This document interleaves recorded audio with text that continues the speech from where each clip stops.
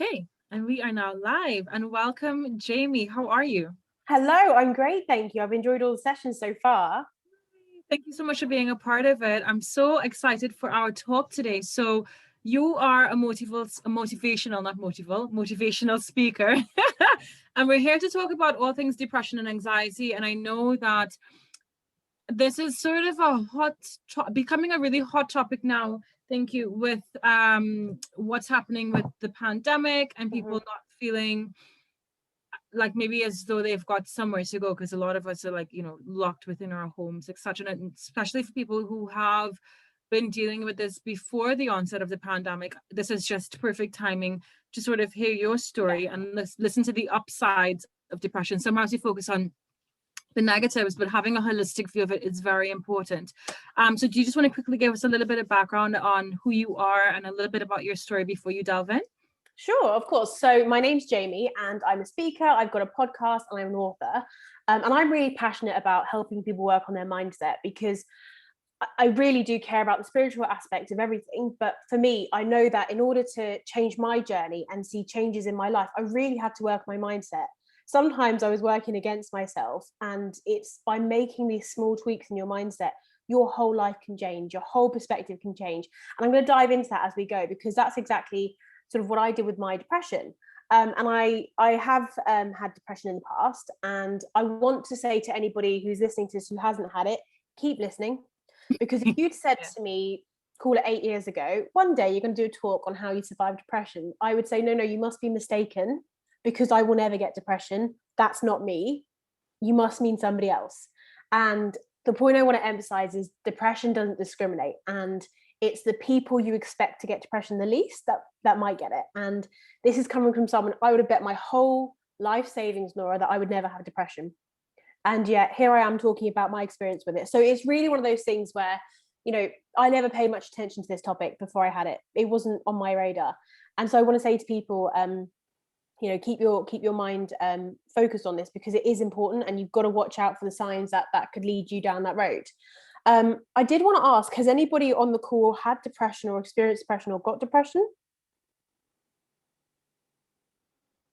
No, I can't see the chat box, so let me know if somebody says yes. Somebody says no. No, Mandy says no. Okay. I know in my So group we do have people who like have anxiety, etc. So and I know definitely within my community there are mm, people who struggle with it. so Marina like I says just said, go on. Marina has in the past. Marina Yeah. has. And so I think it's really important, even if you haven't got it, haven't had it, or have gone past it, to listen to this, just because, I mean, as long as you've got a working mind, you're at risk. And that's just how depression works. We put so much care into our physical health, so much care into all of those things, but we don't think about sort of our mental health in the way we should. So I'm kind of passionate about this topic. It's something really important to me. What I'm going to go through in this session is I'm going to tell you a bit more about my journey with depression, sort of what exactly happened to me, how this all came about. I'm going to go through the things I wish I knew when I had depression, because hindsight is an incredible thing. And it's funny because going through this, I had no idea of all the stuff that I actually gained at the end. And looking back, if I was armed with those things now, then that I know now, I think my whole journey would have been completely different. I'm going to talk about the things you can do to help yourself if you have got depression. I'm going to talk about how depression changes you and how that's actually a really good thing. And then I'm going to talk about how you need to treat yourself, and then take some questions. But please jump in with questions as we go. So I'll wait for Nora to give me a cue if anyone's got a question. The first thing I want to say as well, first of all, is look, I'm not a doctor, and you should always go to a medical care professional if you have got depression or if you're struggling, because everybody's depression is different. So what I'm sharing is my journey and how it helped me.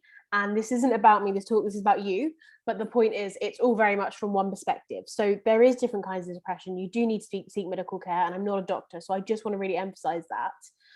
But I'll set the scene of my journey. So I am I have always been very optimistic, positive, seeing the best in everything, ambition, driven, zest for life. And about 5 years ago, 2015, things started to change. So I had depression between 2015 and October 2018. And I emphasize October for a real important reason. And I'll get to that in a moment. my journey from depression kind of crept up on me. So there I was, middle of my 20s, living my best life, 25 in 2015, just graduated out there, you know, in the working world. And before I knew it, depression had swept over me. So for me, how I would say it came about was, you know, it was a bad day that turned into 2 bad days. And then before you know it, you've had another 3 bad days. And then, oh, you had a bad week. And then it's a bad 2 weeks. And then before you know it, you're 6 months in. You do not know how on earth you got here. You cannot see the wood from the trees. You're in the thick of it. I felt lost. I lost all meaning and purpose. I was constantly anxious, constantly hopeless. That feeling of hopelessness, that's what it was. I cried constantly. I would wake up in the morning. This was my routine. I'd wake up in the morning, I'd cry, get dressed for work, cry some more, fix my makeup because I cried it all off. I'd sometimes cry on the tube. That was normally an evening thing. I'd get to work, I'd do my day at work, you know, pretending I'm okay. I'd have panic attacks at my desk at work and try and cover it up, make sure no one knew.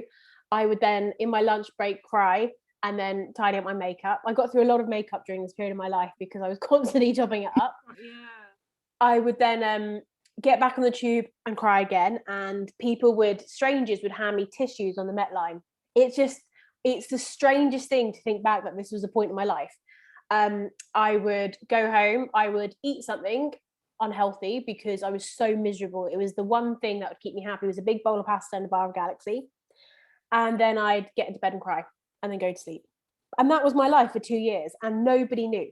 The only person who knew was my fiance. He was my boyfriend then, but he knew because you can't really hide that from the person you're living with. But no one knew. So on the outside, I was the confident one. I was the, you know, happy-go-lucky one. I was the bold one because I had a really amazing technique to just squeeze it all together, hide it, make sure no one knew. Because part of me was, look, this is bad enough that I'm going through it. The last thing I need is everyone to judge me on it. I couldn't handle it. I couldn't even handle the depression. I couldn't handle the world hating me for it too. So it was my big dark secret and it was really miserable. And this is the thing, when you're going through depression, there's a lot of shame you carry too. You cannot believe you got yourself in that position. I was so mad at myself because these were my 20s. I was supposed to be having the best time of my life and I'm riddled with anxiety and I can't stop crying. And so, you know, my self-hatred grew and my self-love declined. And it was just a really horrible cycle that no one knew about. And I felt like I tried everything to fix this. I mean, I tried everything, Nora. There was one point where I signed up to run a marathon because I was like, endorphins. If I flood myself with that many endorphins, that will fix it. I was running 15 miles a day because I just wanted endorphins and it did nothing because I wasn't fixing the actual problem. And so this is what depression feels like. And what frustrates me, and I hope people who listen to this who've had depression, is a lot of people who talk about depression are either people who haven't had it, so, you know, medical professionals that haven't had it but read it in a book, or people who kind of circulate around the whole, you know, it's okay to not be okay, let's stay here. And you're right, it's okay not to be okay, but don't live there. Plan a future. You know, you want to get out of this. And you mentioned, Nora, so obviously through the pandemic, everyone's like, you know, it's hard times, everyone. And I realized that, like, it is hard. You have to acknowledge how hard it is, but you have to also decide that that's not going to be your future. That's not going to be your life forever. I can't hear you. I can see you're talking, but I can't hear you. Oh no, I'm agreeing with you. I said I like that. Like Yeah. it's not enabling like a victim mode or This is victim it. mentality. Yeah. And I think especially during this prolonged period, we don't know when this is going to end. You know, when this started in March, this lockdown, we thought it'd be over by June, you know, that it was supposed to be over by June, July, August. We're not over it yet. And I think if you buy into that whole, I'm just going to kind of sit here kind of feeling rough until it's over, when's over? So you really got to take action. And so I know I might come across a bit firm when I'm talking about depression, but this is coming from a good.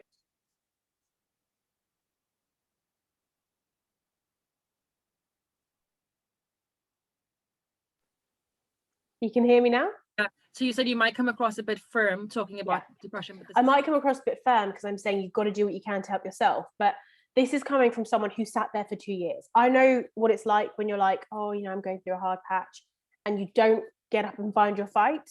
And I'm telling you now, everything changes when you decide you're going to change it. And it's not as black and white. And that I appreciate this clinical depression and things like that, but you've got to really do your part. Even if it doesn't solve the full problem, you've got to do those things. So I'm going to go through that today.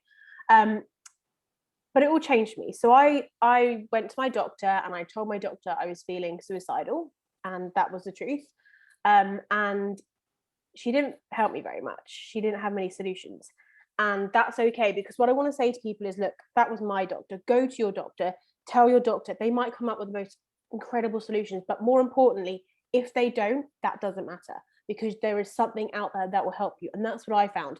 So my big message to anyone going through depression is this: do not stop until you find that thing that helps you, because there is something out there that will help you. And it might be different to me, it might be different to the next person. It doesn't matter. So hunt and hunt and hunt until you find that thing, that solution, that kind of way of dealing with your depression that helps you. And I think people need to hear that message of hope, that there is a way out. There is going to be a way out for you. So I'm going to run through the things that I wish I knew when I had depression, but I'm going to tell you why October 2018 was important.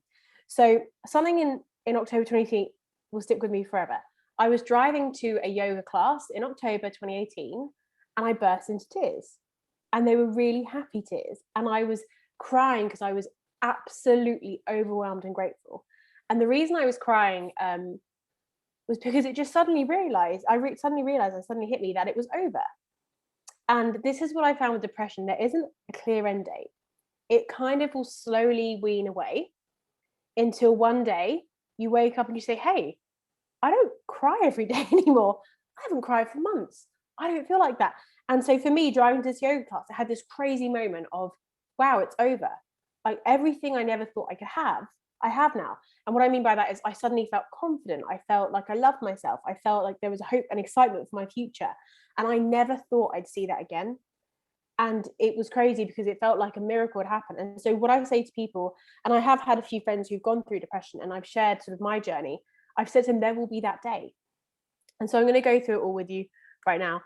So that was my story with depression. And so the things I want to share with somebody struggling and things I wish I knew then are as follows. So I wish I knew then, and I want to share with you, that your depression doesn't define you. Because when you're in that bubble, you feel like this is your life now. You feel like this is it for you. You feel like, you'll never recover. It's one of those horrible things where you feel like you're never going to get out of this. It's permanent. You're stuck.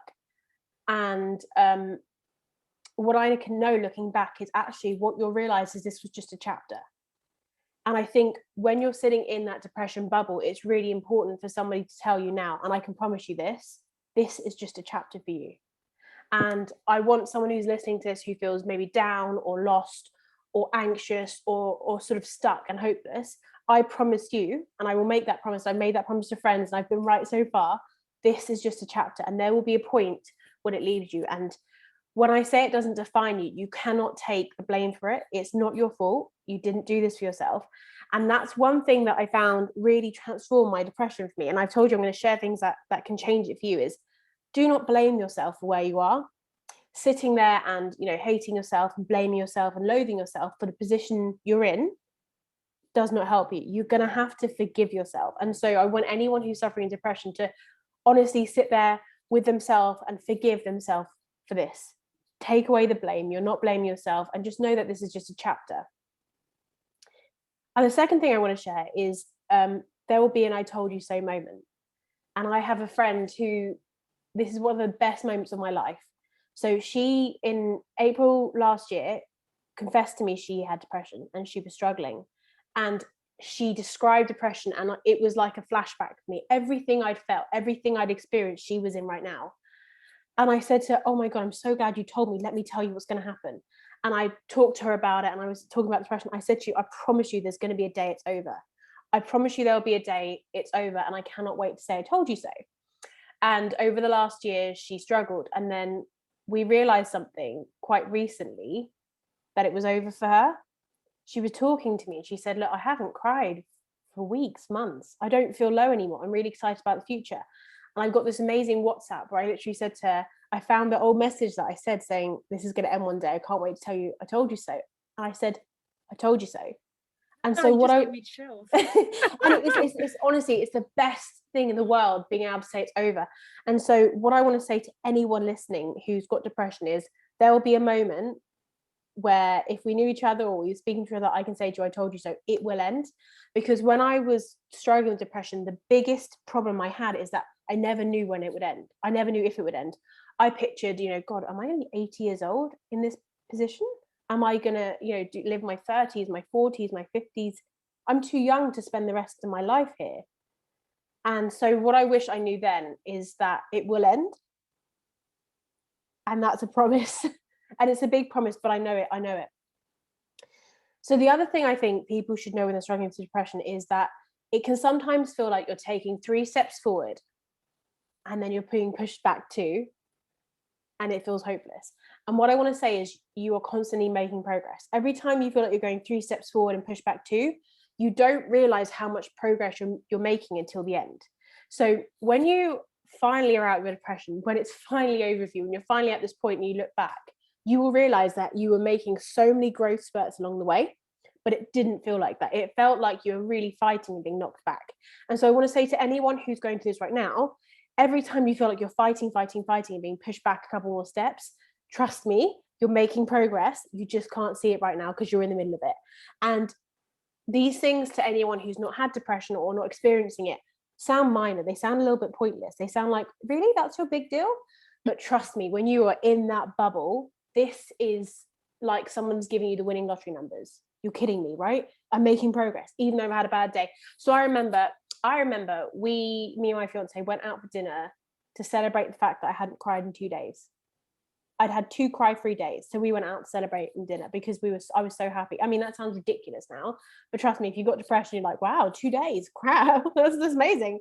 And then on the 3rd day, I burst into tears again and I couldn't stop crying the whole day. And I thought, you failed. This is miserable. How could you, this is 2 steps forward, 3 back.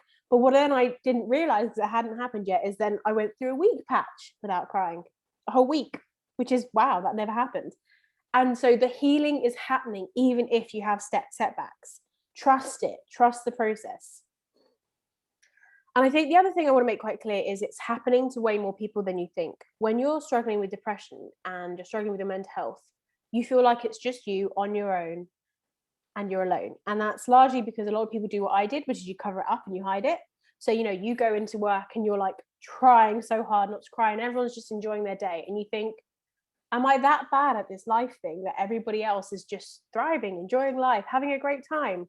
And I struggled to get up this morning. And the failing feeling, that lost feeling, that hopeless, that, the pressure we put on ourselves at that point is awful. But then it's really funny because when I got through my depression, it gives you this heightened sense of knowing when somebody else is going through something because you can see the telltales.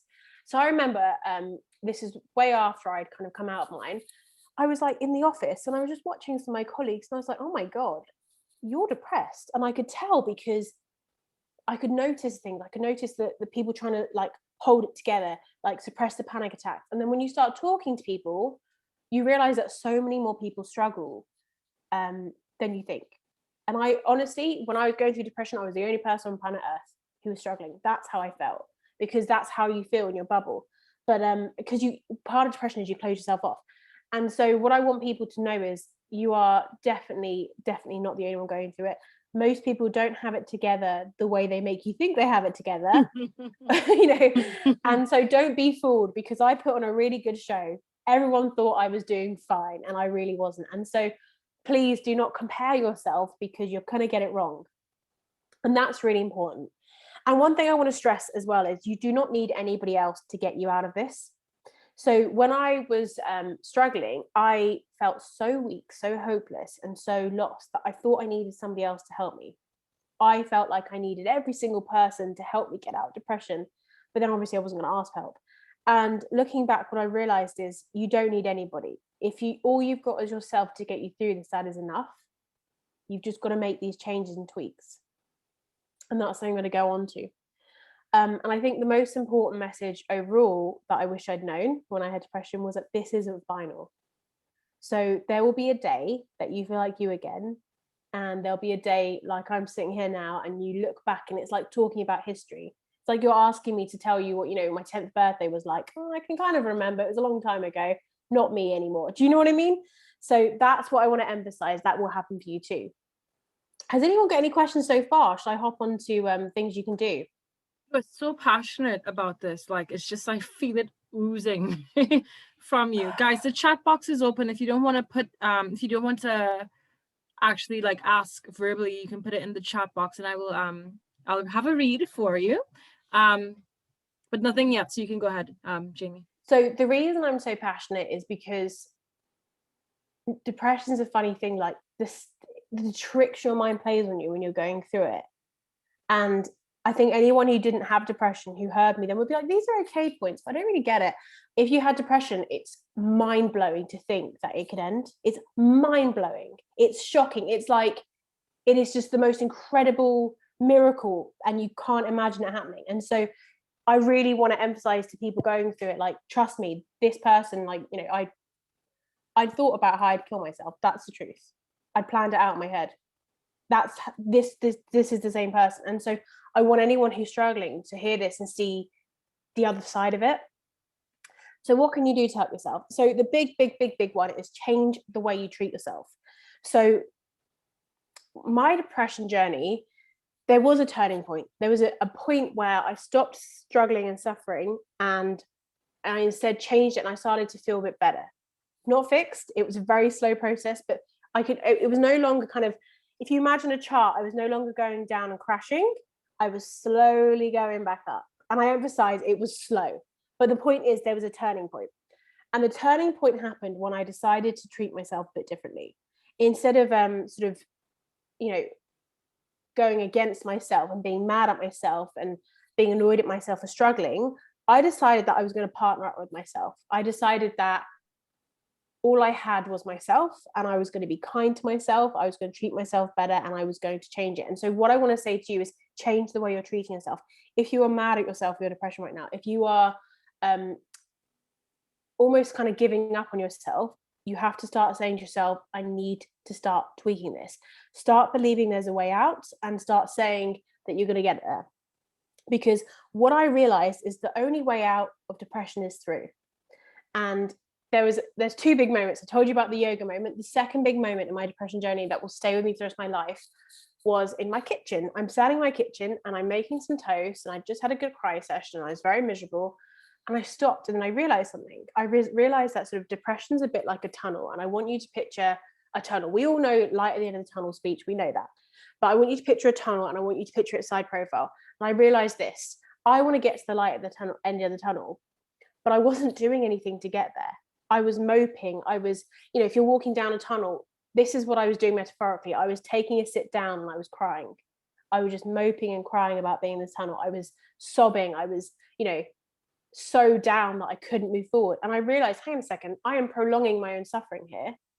I just need to keep taking steps forward and know that I'll get there to the end instead of pausing. And so what I want to say to you, like, you need to realize the only way through this out of this is through. You have to go through this.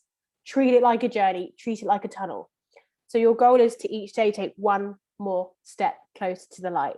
You will not run down that tunnel. Trust me, I tried. You can't run.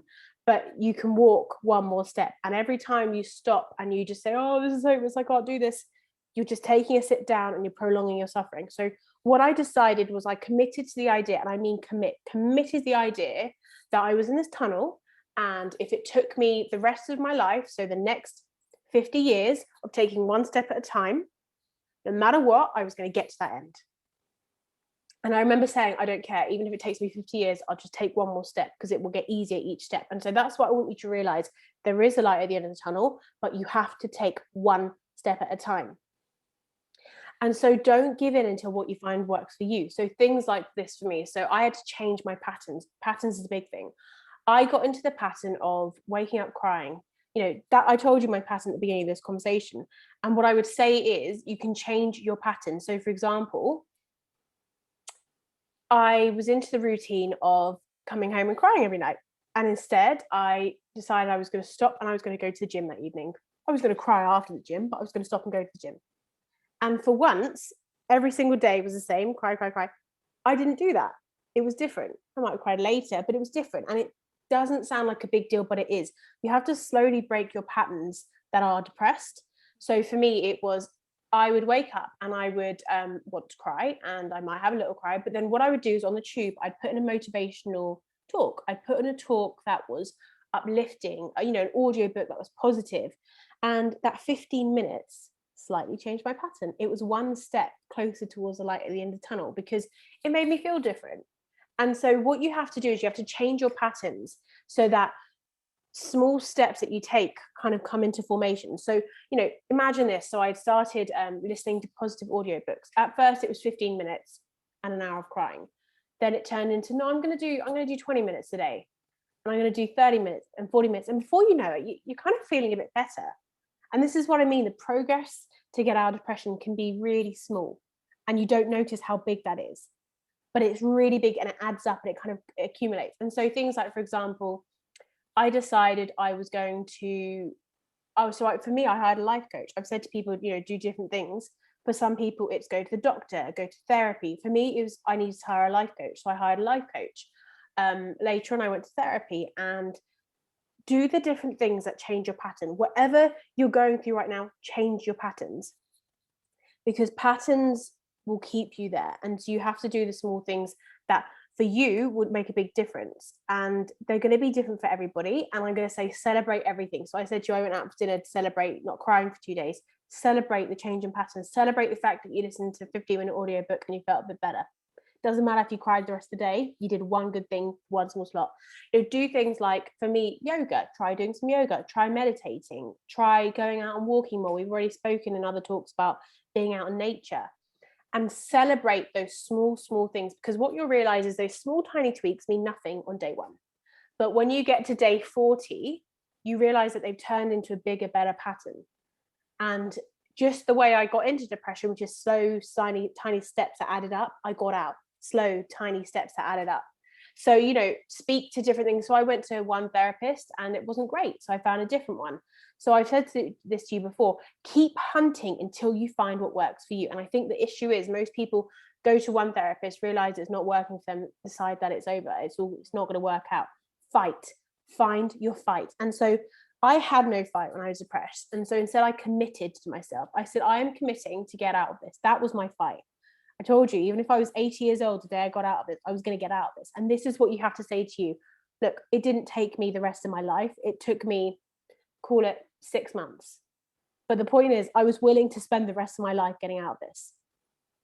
And the thing I realized, and I'm sorry if this upsets anyone, because I'm going to talk about it.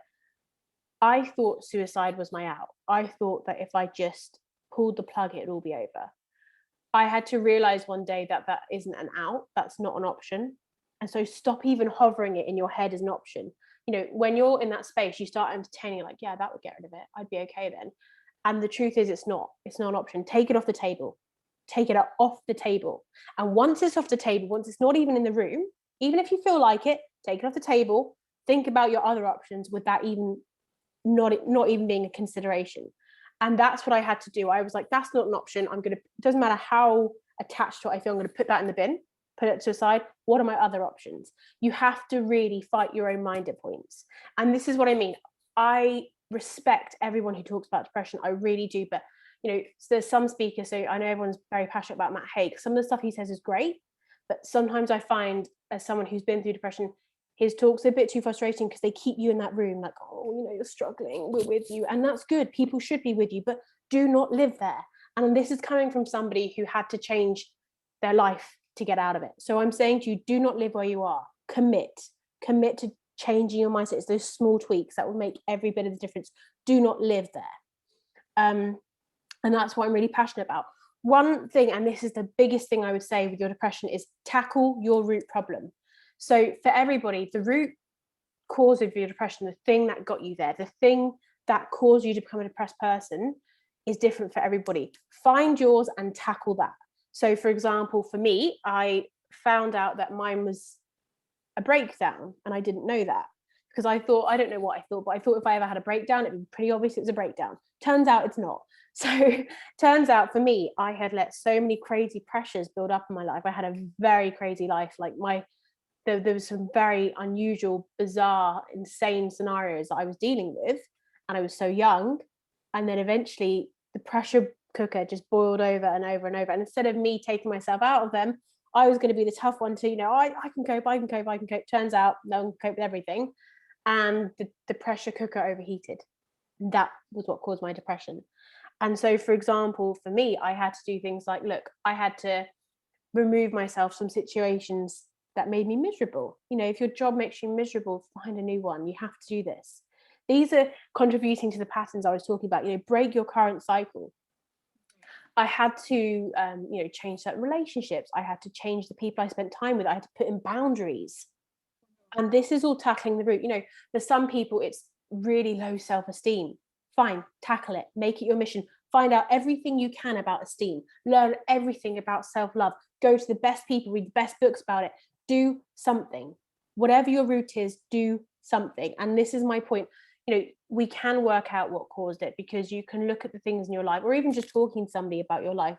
It's pretty obvious what your red flags are. Stop ingesting red flags and instead say, right, I'm going to change that. And so the big thing is, I would say, just tackle it at the root, whatever's causing it, not the superficial stuff. Having a bubble bath and eating your favorite meal is not going to make you feel better. And that's one thing that I'm really passionate about. When people talk about like depression or lack of self-love, or self-love is like lighting a candle and having a bubble bath. I'm like, it's not though. It's not. There's so much more to it. And so stop, slapping plasters on your life and really get to your root problem. And for some people, that's mindset. For me, I had to really change the way my attitude was. I had to stop going from victim mode to I can't handle this, to, well, poor me. And I had to say, no, I'm no longer a victim. You have to really fight yourself. And I really hope that whoever's listening to this, who's going through this, is inspired and empowered to fight themselves a bit. Fight yourself. You're going to get through this, but you're going to have to fight yourself.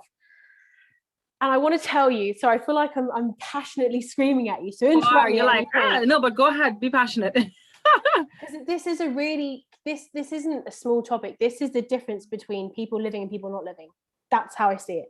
This is the difference between you enjoying your life again and feeling alive and not. And so I don't think there can be something you can be more passionate about than this. This is a big one. So depression will change you, and it's a good thing.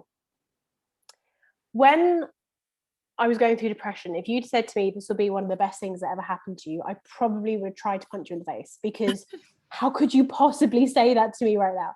But depression is one of the best things that has ever happened to me, and I'm telling you this passionately right now.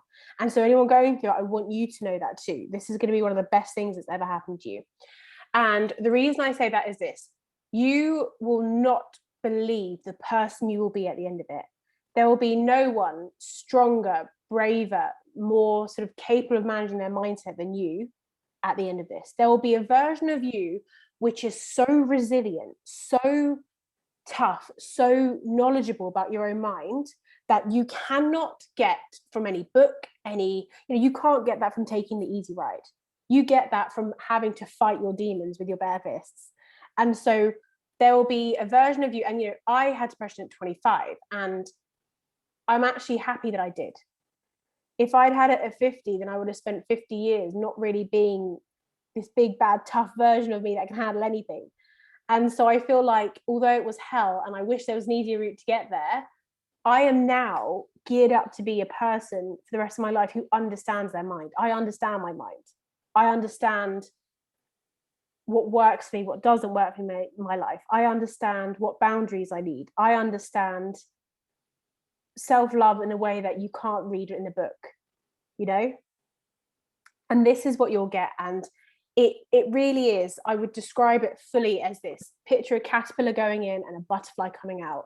You sit in the cocoon and you work damn hard to try not to be a cocoon anymore, and when you come out, wow, what a person. And so what I will say to whoever's going through this is, the best is yet to come. And mark my words, I cannot wait to say I told you so on this one. When you come out of your depression, the person you'll be is incredible. And something I want to stress is, look, it's not as black and white as it's over forever. So I got out of my depression, like I said, 2018, and it was about July last year. We'd just done a lockdown. I didn't have depression, but I noticed niggles. And this is the thing with depression. So first time I went into it, clueless, thing hit me like a train, had no idea. This time round, I just noticed I felt a bit off for a day. Fine, not a problem. Then I noticed my feeling off went on for a lot longer than I'd like, maybe, like a few weeks. And I thought, no, I know this. And that's the difference. You know this now. You know what this is. You can spot this a mile away. Honestly, you can spot it a mile away. And I went and hired a therapist. And I spent a good few weeks dealing with whatever I had to deal with. I found my root problem with a therapist. So get that help. I found a therapist. I didn't care how much it cost me. I was fixing this, and we found the root problem, we tackled it together, and it didn't grow. And that's what you'll find, like, you know, depression is a bit like a weed. You know, when you're a new gardener, you can't spot weeds, everything's a plant. And once you've had depression, you can spot a weed and you will kill that thing straight away. And that's how it works. So for the rest of my life, I'm armed. And that's what I really want to emphasize to people, that it's not as simple as like, it will come back. Because that was my biggest fear on earth. It will come back. It's not as simple as that. And so that's kind of what I want to leave it at with you guys today. And I want to emphasize that the answer is, it all sits with you. Your depression cannot be solved by anybody else. So stop looking for outside sources, outside validation. Get the help, get the therapist, go to the doctors, but know that you will have to be the one willing to change those patterns, change that mindset, break the things that are causing you problems, fight your demons with your bare fists. It will end, but you've got to do the work. So I really hope that helps somebody going through it. That was a very impassioned, and I'm pretty sure very succinct version of what you usually deliver. So I have a couple of questions off the back of that, and guys, please be vulnerable. You know, this is the whole point of this weekend, and you know, all of you in this room are here for a purpose, and I really believe in, you know, I don't believe in coincidences per se. So if there's a question that you have for Jamie based on her experiences or advice that you'd like, then please do utilize it, because we've got a couple more minutes left before we go on to the next talk. But what I liked about what you said, which I find really empowering, but maybe might anger some people who are not at that place yet, is it's not to be in that victim mode of, oh, poor me, and life is happening to me, or like I'm the only one going through it. I find that really empowering, because it sort of takes away that enabling mentality where you feel like you should be sorry for yourself, and then, you know, life should cower to you. Like I find that having that mentality where I'm going to decide to change, and I'm going to fight myself. Fight's a bit of a strong word, but I'm going to not allow myself to keep me in this place that's not going to serve me, to prolong my suffering. I find that's really, really encouraging. Yeah. And knowing that you're looking at it from a different perspective. I have to change my mindset to support myself so that I could enjoy life on this earth. I find that's really freeing.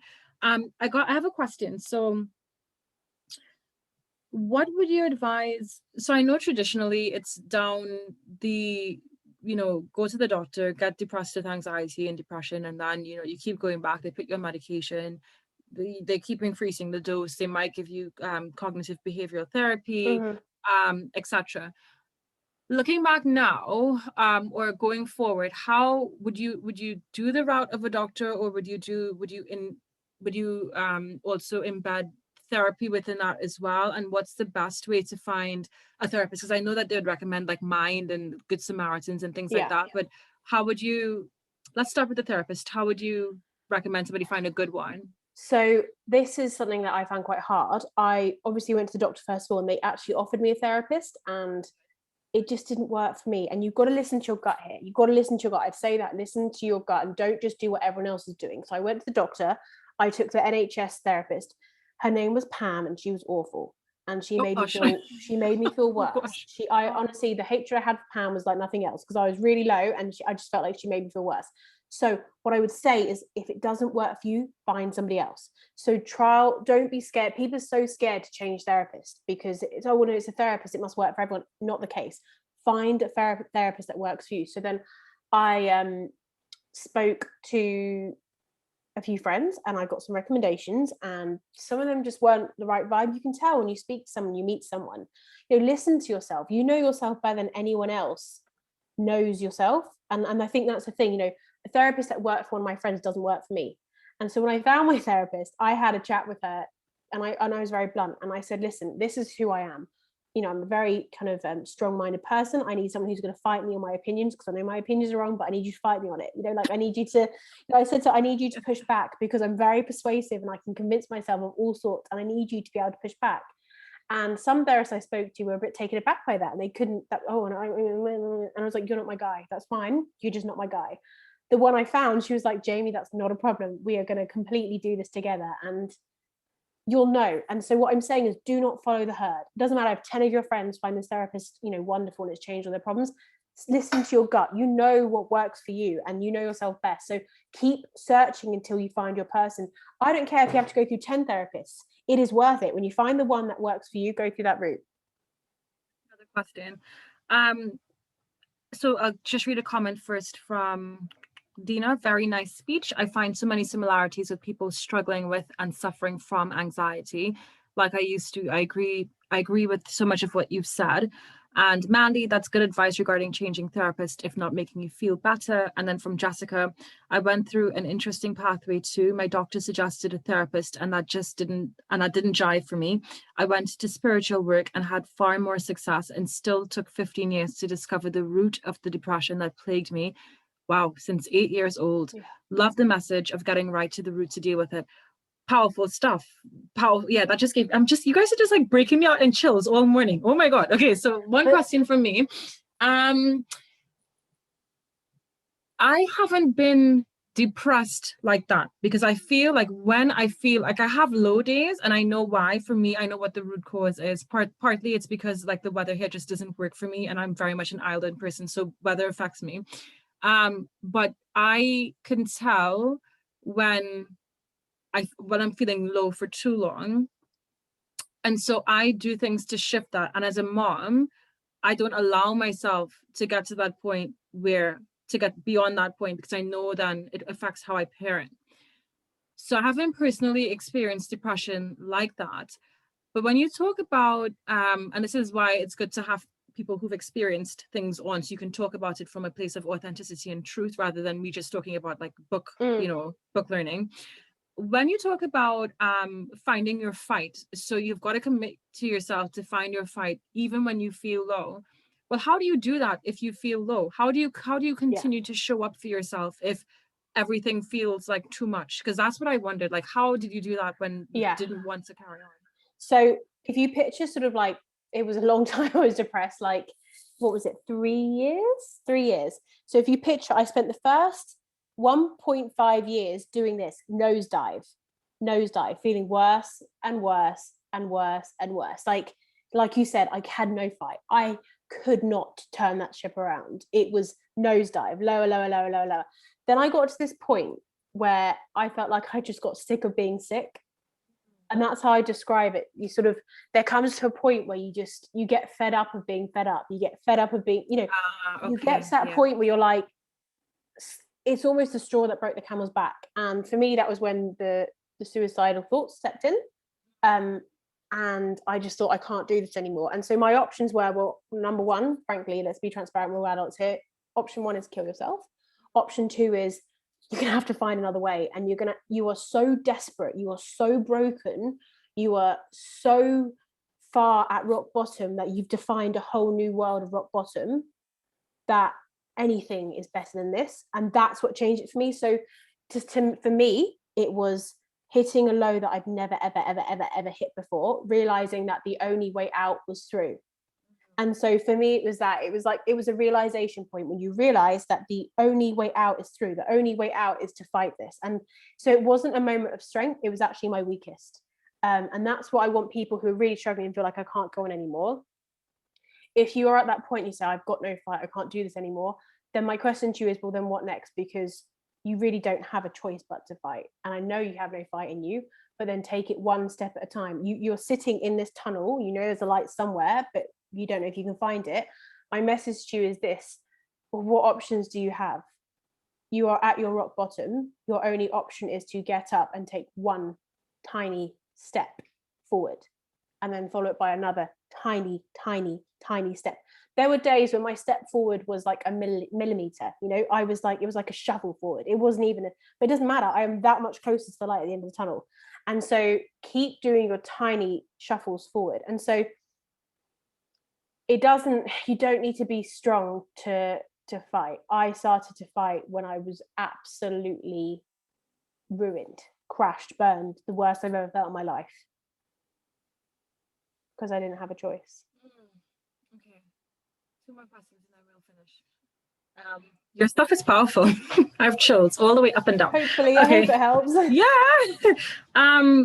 So you said that you are the way out, and that's a different message than what you tend to hear, or what I tend to hear, which is you need help, right? A lot of what I hear on depression is get help, get therapy, go on medication, etc. But you've changed that, and you said you are the way out. You have to help yourself, which is very I find that's quite uplifting and almost very empowering, again, in that you don't feel so codependent on an external agency to help get you out of what. Exactly. Right. Okay, so that's what good.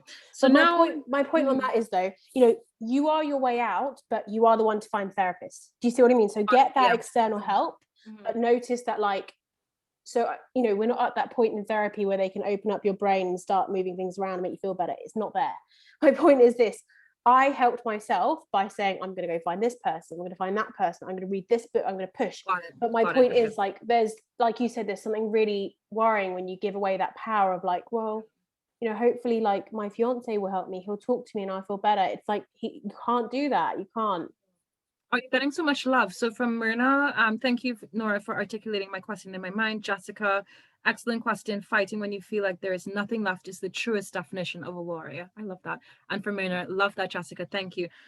Last question. So, well, 2 questions. So one, if you are struggling with anxiety now, and you feel like it's too much, how do you set up your environment to support a healthy sort of how do you set your environment up to support you? And if you are living with somebody or have somebody very close to you who's struggling with depression, I would also add in and or anxieties. I think that sort of starts it.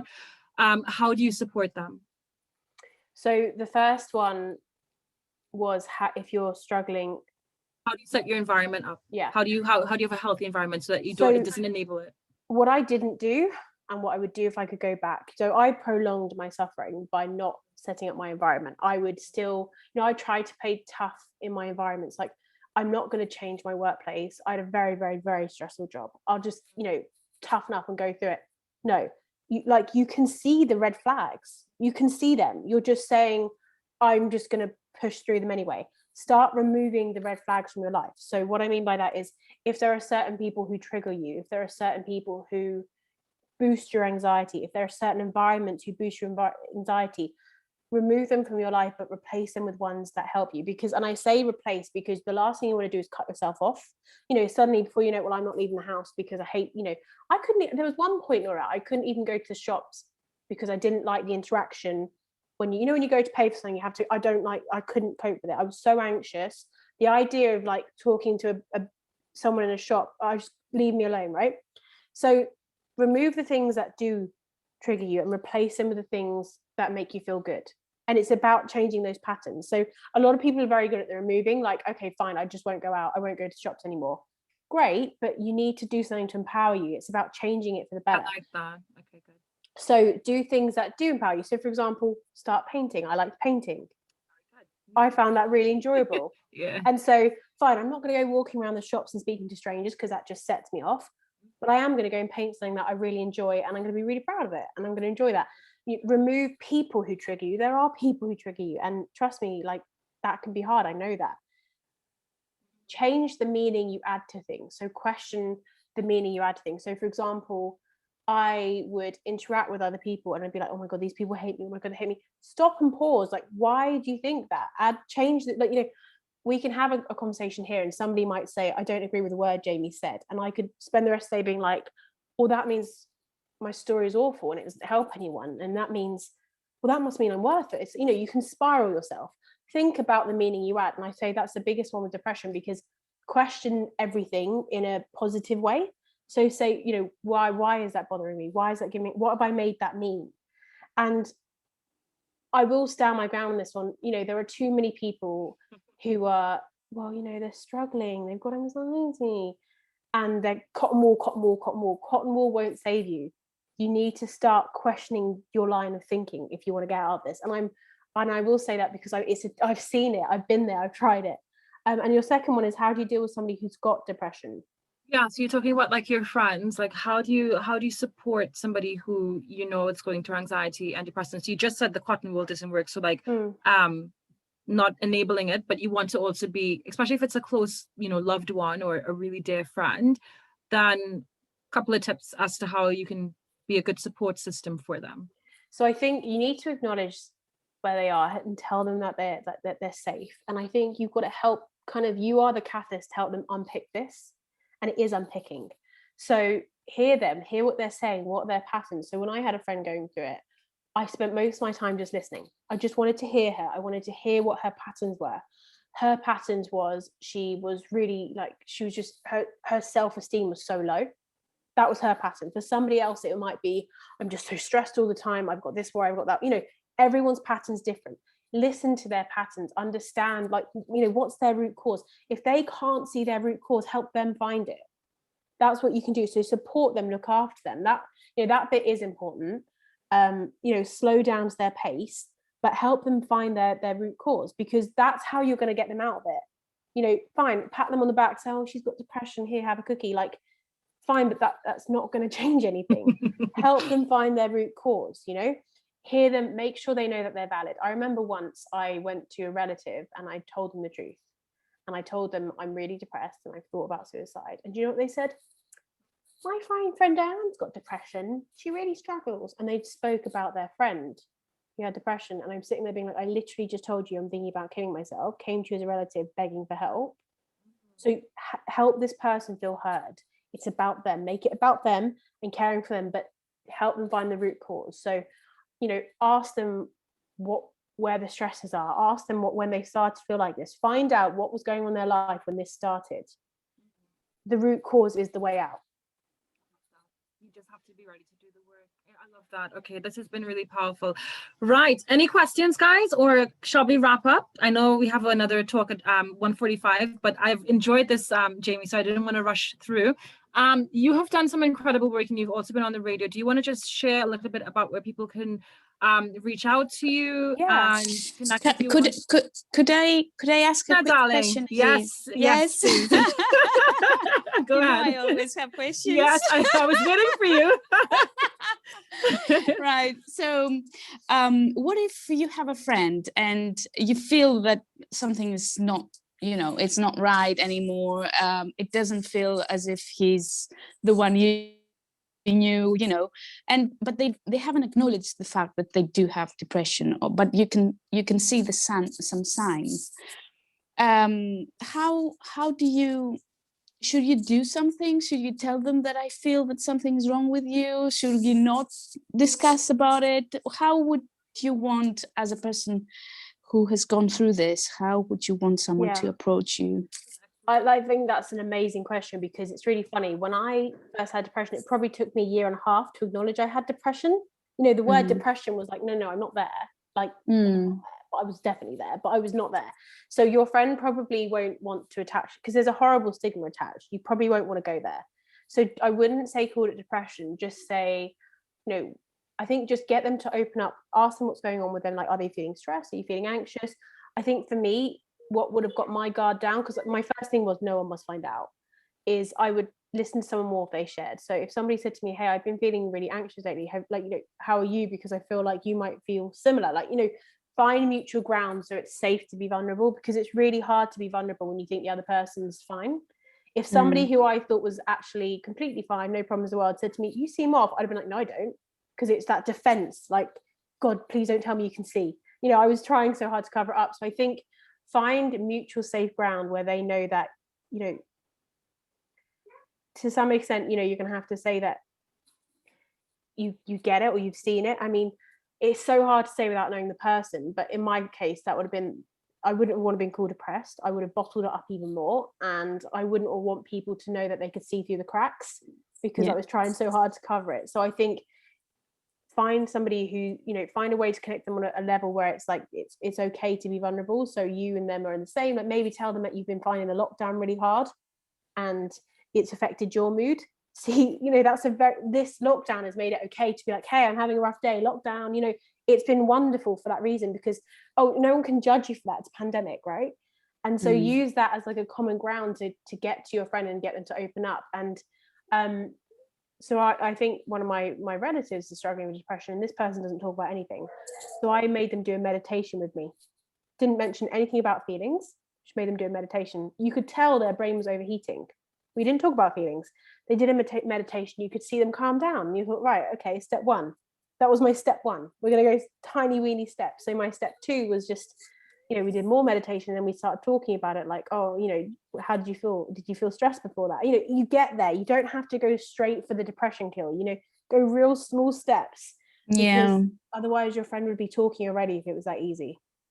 Yeah, because many people they don't want to accept the fact that they're not feeling, they don't feel well for a long time. So then it's like fine point up to what point you can talk about it openly or not. So yeah.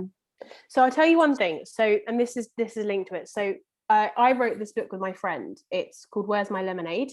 And it's for the Mental Health Foundation, and it's 17 inspirational stories to keep you going when life gives you lemons. We talk about mental health, we talk about depression, we talk about all these things. And what we found was, and this is interesting, so my friend who I got to write it with me, she's from a South Asian background, and her dad is in his 70s, he's an Asian man. They do not talk about mental health, they do not talk about depression. It is such a taboo. He got the book, he read the book, and then he started saying to her, I want to talk to you about my mental health. I felt down recently. I've had friends die of COVID. It's been really hard for me. And it was like a dam breaking for him. 70 years of never talking about his mental health. Then because there's 7 blokes in here talking about it, he suddenly realized it's okay. So I think the biggest thing with people who don't want to talk about this stuff is find mutual ground for them to know it's okay. Find people who are in their demographic who are struggling in the same way. When I found out that tons of celebrities that I really respected had suffered with depression, I was like, hey, it's good enough for this person, it's fine for me. Do you know what I mean? And it's like, it's funny because you talk about mental health when you realize that you're not so alone. And when I was actually struggling, I didn't tell a soul. And so find that common ground, and where it's all okay for us to tell people how we feel without the judgment, because that's what we're scared of when we're struggling with depression. Is like, you're struggling enough as it is. You don't need the judgment of others. You don't need somebody being like, I've noticed you're miserable. It would have destroyed me. I couldn't take it. So I think really approach it from like we're all in this together. Lockdown's a great reason to start talking about mental health.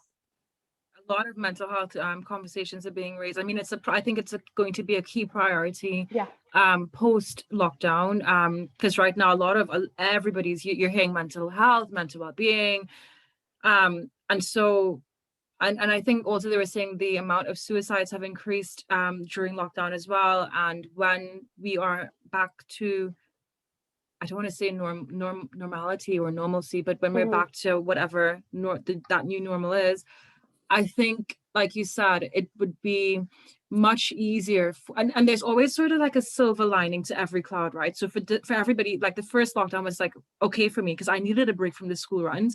Because I wasn't driving, so I was doing like running 4 times a day every day, and I was like, I could do with a break from that. And it was beautiful weather, and Vivi was out with her friends, and I really enjoyed that. And then the second lockdown, I was like, and the third one, I was like, oh god. So I feel like now that this has happened for a lot of people who were struggling with anxiety and depression and stress and things like that, and other mental and emotional well-being issues. And I don't really like the word issues, but for lack of a better word, we'll say that now this situation has sort of brought humanity together to show us that we are human. We're not meant to cope with everything. We're not meant to live within bubbles. We're not meant to be, and I know this mask saves lives, etc., but just that that's why we have a face, like connecting with people on an emotional level. We don't have that. That's been lost. Physical touch has been lost. Like you tie that into neurotransmitters like oxytocin. We don't have that release of feel-good hormones. Like I saw my friend yesterday, she just had a baby, and like instinctively I wanted to just like grab her and give her a hug because I hadn't seen her in like 6 months, and I had to like find myself like stopping, like, oh god, like I can't hug you. And I felt really sad. I was like, oh my gosh. But like in spaces like these, and not only like this, but I think in the general public, we are getting more comfortable with talking about how we as human beings function on an emotional level. And it's important that you continue to do your work and take away this attachment to stigma with words or emotional states, because I think that is what keeps so many people down. Like, you feel embarrassed, you feel like you'll be judged, you'll feel like you're not good enough, like you failed at life. And at the end of the day, life is, I don't know about you guys, but life is hard. Life is beautiful. Life is incredible, but life is equally really hard and sometimes very difficult. And we're not meant to cope with everything. So I feel like, you know, lockdown has made it permissible for us to show our vulnerable, what's the word? You've nailed it. You've absolutely nailed it. What's the word I'm trying to say? Vulnerability. Yeah, it's given us that permission. Yeah. And so I'd encourage you guys to just allow yourselves to be human, allow yourselves to feel. And if you're having a rough patch, that's okay. That's it. You've completely nailed it. And to answer Dina's question, approach it with your friend with lockdown, because when I was going through it, there was no real excuse to have depression. It would have been an I'm not coping thing, and I could never admit that. Whereas in lockdown, we're all in this, and it's a really level playing field. And suddenly it's like, but I'm struggling because it's a pandemic. Of course I'm struggling. You know, it's a good kind of, it's not your fault. It's coronavirus's fault, you know.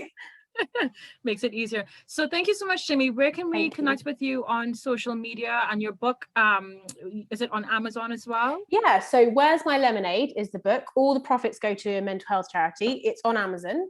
And my Instagram handle is @ThriveByThought. So my podcast is called Thrive by Thought, and the whole idea is you can change your life, you can feel a lot better by changing your thoughts. Can you pop that in the chat for me? And Gina I has will said, do. thank you, very powerful talk. I'm enjoying today. Like, I was kind of half scared because I was like, oh my God, no, you put so much on over the weekend. But each talk that we've had so far has been it's been really lovely. So thank you guys so much. I will share the recordings at some point.